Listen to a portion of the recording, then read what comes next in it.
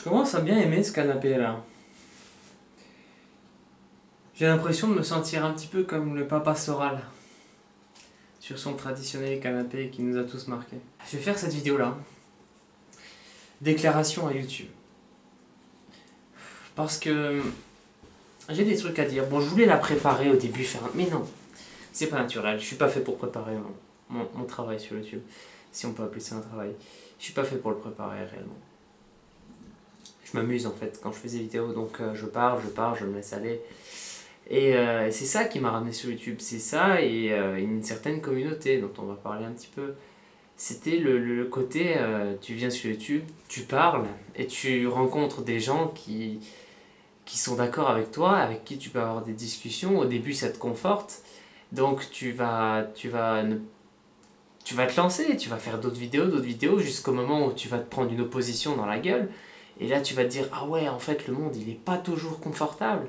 Et donc après tu commences à faire d'autres vidéos, tu essayes de t'adapter, tu te rends compte que t'adapter au final ça te bouffe de l'intérieur. Donc tu comprends qu'il faut que tu sois plus sincère, autant avec les gens qu'avec toi-même.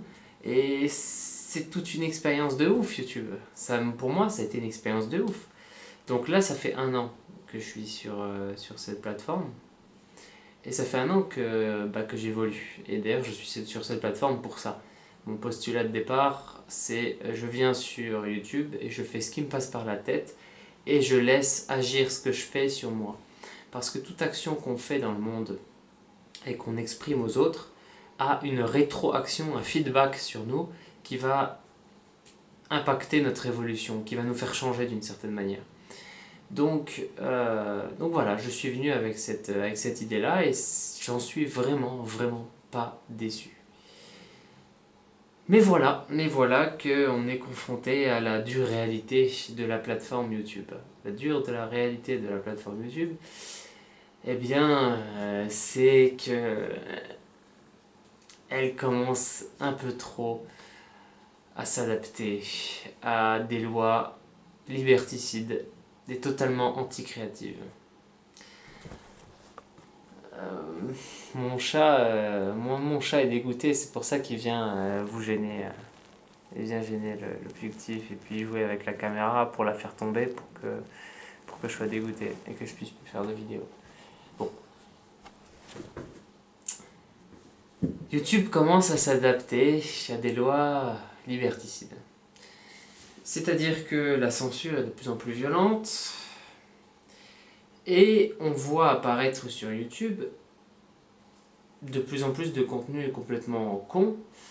Mais c'est pas ça le problème au final, parce que YouTube, c'est vraiment une plateforme intelligente et qui est bien dans l'air du temps. C'est en gros, nous on fait la plateforme, nous on fait l'architecture, et c'est les utilisateurs qui vont alimenter la chose. Plus il y a d'utilisateurs, plus il y aura de public, plus il y aura de... etc. ça va grandir exponentiellement. Nous, on n'a rien à faire, on vous laisse faire. Allez-y les gars, broadcast yourself, il n'y a pas de problème. Donc c'est super intelligent, c'est dans l'air du temps. Beaucoup d'applications et de programmes prennent cette forme-là aujourd'hui. Je pense par exemple à des trucs comme Geocaching, hein, c'est une application qui marche très bien. Enfin voilà, il y a plein il y en avait une autre là qui était vraiment impressionnante. Bah, Blablacar, hein. Bon. Bref, c'est dans l'air du temps. Vous avez compris le truc. Vous étiez même en avance, puisque ça fait longtemps que YouTube est là, et ça fait longtemps que c'est comme ça. Mais bon voilà, je vais pas m'attarder. Ma question maintenant, et c'est ce que je compte, c'est la seule chose que j'ai réellement à dire. Moi, j'ai pas grand chose à dire dans ma déclaration YouTube, sauf la chose suivante. Pourquoi est-ce que vous êtes en train de détruire votre propre futur? Pourquoi est-ce que vous êtes en train de promouvoir de la connerie humaine? Promouvoir le spectacle, je peux le comprendre, oui, parce que c'est ce qui marche, on est d'accord. Ce qui fait des vues, c'est les clashs, c'est le drama. Donc, oui, ok, d'accord, vous avez le droit de faire un bouton tendance, vous avez le droit de faire ces conneries-là. Mais pourquoi est-ce que vous faites que ça? Pourquoi, regarde, chaton, exprime-toi. Pourquoi est-ce que vous faites que un bouton tendance?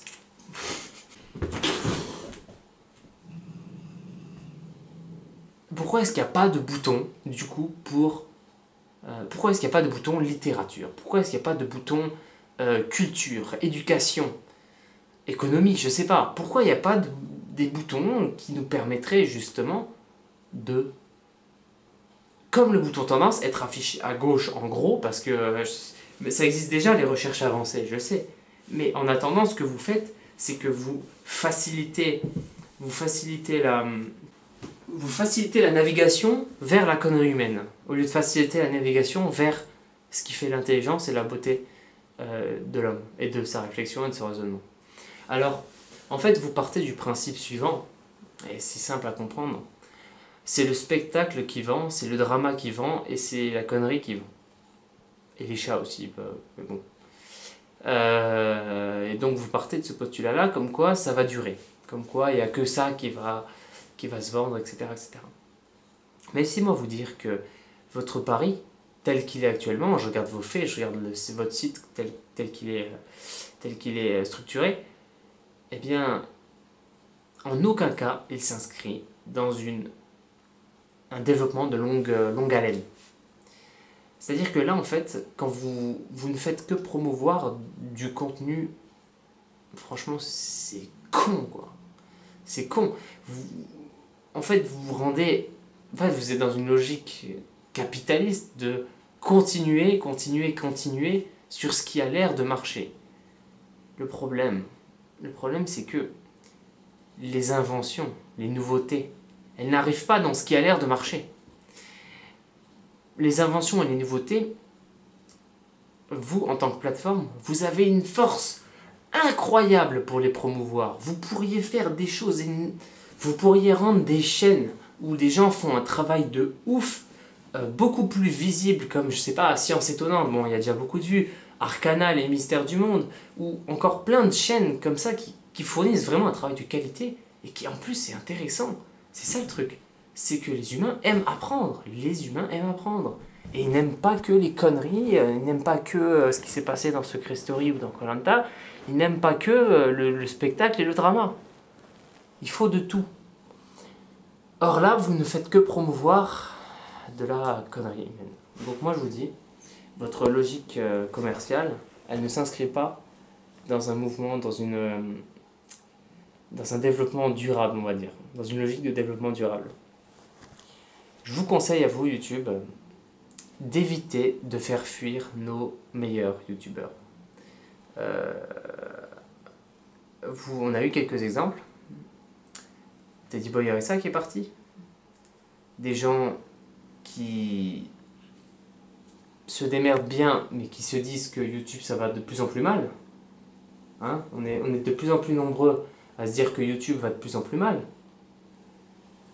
Tu peux partir, s'il te plaît.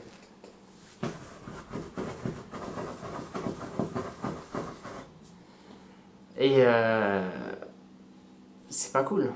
Donc moi je vous dis, actuellement, et c'est là que je veux vraiment que vous m'écoutiez, YouTube, à toute l'équipe YouTube France, vous êtes dans un pays qui aime la recherche, vous êtes dans un pays qui aime la réflexion, vous êtes dans un pays qui aime mettre en scène de l'intelligence et montrer de l'intelligence.